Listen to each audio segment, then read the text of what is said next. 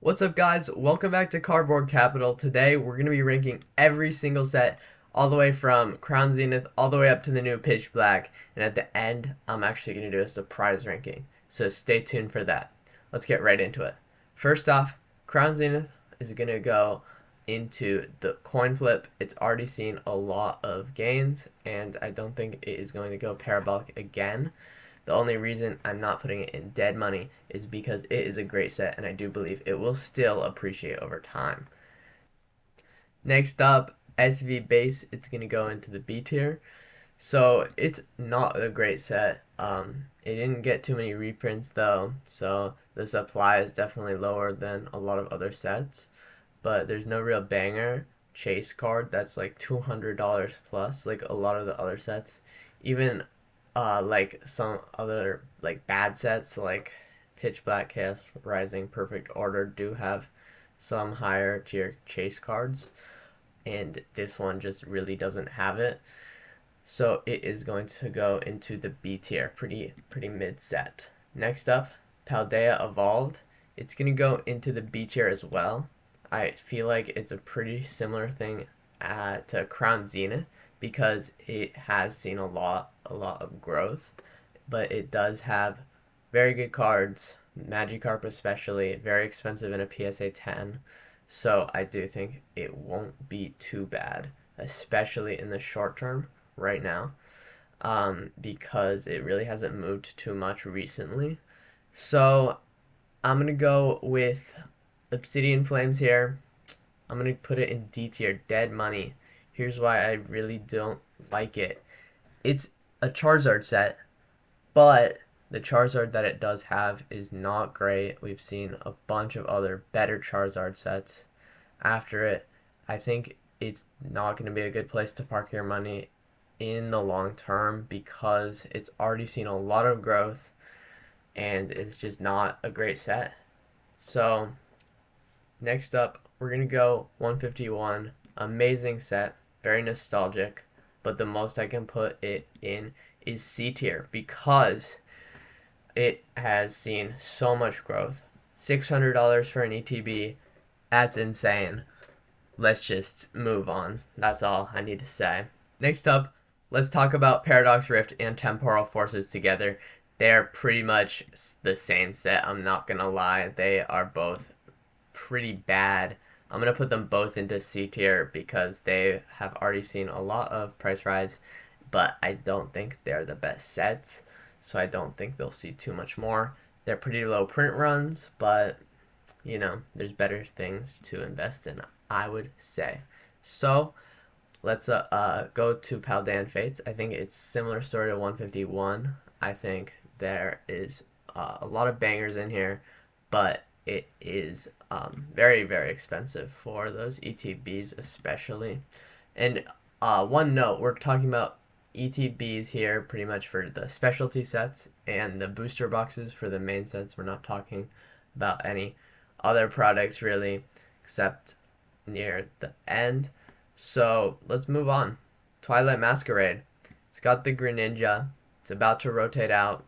I have to put it in the A tier. Our first A tier going to Twilight Masquerade. It's got the Carmine. So I'm going to put it at the bottom of A tier. Shrouded Fable next. It's going to go straight into the C tier. It is not a good set. Nobody really liked it when it came out. Nobody really likes it right now.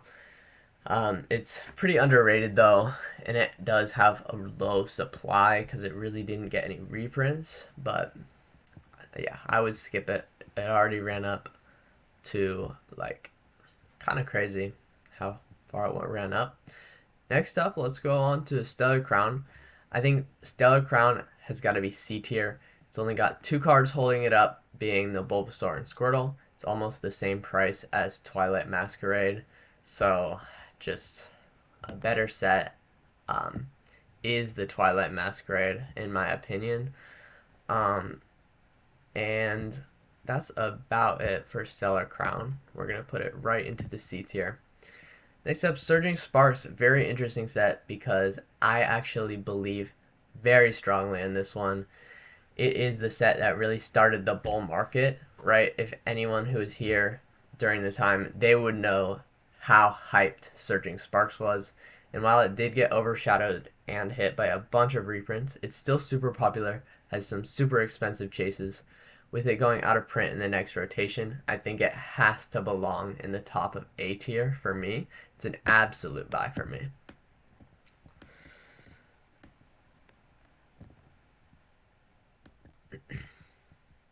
Another set that was heavily printed is Prismatic.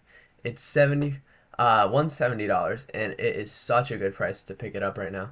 It's actually moved lower to like 160, so it's just a really obvious play. It's gonna go straight into the S tier. Our first S tier is Prismatic Evolutions. It's just got the Umbreon. It's gonna do so well over the long term. It's been hit by a bunch of reprints as Pokemon promised, but it really hasn't even dipped. So that's all I have to say about Prismatic. The Prismatic SPC is now something that I want to put into S tier as well because it is also undervalued in my opinion. Because Prismatic products are the best. I just had to rank the SPC. The promo in there is amazing. I think that's going to also do very well.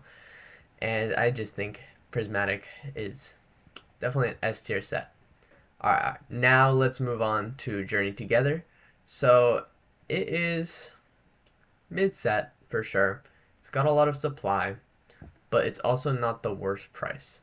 I do think this box deserves B tier. I think it is kind of crazy that their regular box is more expensive than the enhanced box.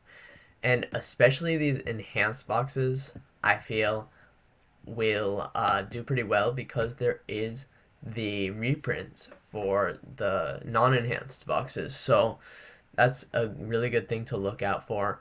Maybe picking up some of the enhanced boxes right now. And when the reprint hits, because those will probably be affected a little bit as well, and it'll be a good time to pick some of those up. Anyways, let's go on to Destined Rivals. With high value top hits and the nostalgia factor, the lowest I can put it is A tier. It's not a bad price right now. In the summer correction, in my opinion, it's getting the reprints, of course. It's got to be the best booster box set of the era, no question. And I think it's definitely a buy. So definitely A tier for me. So Black Bolt, White Flare, we can probably do these ones together. They're very similar sets. I think they both deserve B tier. They didn't receive much supply compared to other specialty sets, and the hits are kind of insane in both. The Pokemon aren't as popular, right, as some other nostalgic sets like 151, but the art is pretty great for a lot of those top hits. I think both sets will perform pretty well over the long term. Just look at Paldean Fates. If I had to rank one over the other, it's probably best to choose the better set, even if the price is higher, in my opinion. So, Black Bolt is probably the best. It's got the Shinji Kanja size method that puts it over White Flare, in my opinion. So those will be going into the B tier. Next up, we're actually transitioning into the Mega Evolution block. So it's pretty exciting because Mega Evolution base is the best base set they've like ever done, at least in modern times. So it has to go into A tier. It's got so much good stuff. The Lucario, the Gardevoir,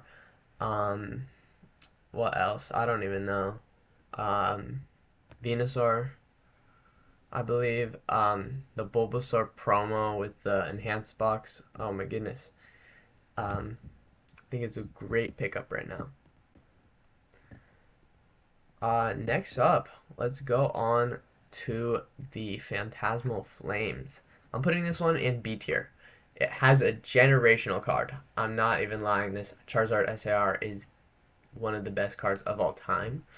But it is more than a $450 booster box right now. I think it could be hit with reprints in the future as well, but we'll see. I think B tier is fair for Phantasmal as it only has one card holding it up. Phantasmal, just a great set, but I do think it has seen a lot of price rise already. Let's move on to Ascended Heroes. It's the best modern set in my opinion, and long term it will do amazing, but right now it could get reprints. So it's hard. It's hard to rank Ascended Heroes. It's hard to know what it'll do, but I've got to put it in S tier because this is, of course, a long-term hold. We're talking about long-term holds here, of course. So, you know, the best Gengar and Pikachu cards ever, pretty much. It's just super popular, and we're going for it. S tier. All right. Perfect Order just got some more product, and it is gonna get even more reprints with the Costco drop, but still amazing price to get it at right now. So I would say it is an A tier, bottom of A tier probably, but I would say A tier. Just an amazing price to get it at right now. That's all I have to say about that. Every set goes up, so Perfect Order won't be an outlier there. Chaos Rising is also a similar story. It's also A tier because it's got the nice Greninja and stuff. So I would put it like over Perfect Order because I think it's just a better set than Perfect Order. Pitch Black, I'm gonna go B tier for Pitch Black. It's also a good pickup right now. It's got an Akira Agawa artwork, and it's pretty good price right now to pick it up. But only problem with Pitch Black, it's not got the most popular Pokemon in it as the hits, and I don't know if it's going to do as well as Chaos Rising. So now for the surprise ranking, I'm ranking the UPC for the 30th celebration. These are going to do amazing. I'm not going to lie. 29 packs plus a special pack is just insane, plus the promos. This box is completely insane in my opinion. I'm gonna put this in S tier. If you can get this for even the GameStop prices of $400, I think that is actually a good pickup right now, because of everything it has inside of it. Even if this set is printed like crazy, I have to put it into the S tier. It's just amazing box. So thank you guys for watching. This has been really fun. Please like, subscribe, and click the video right here.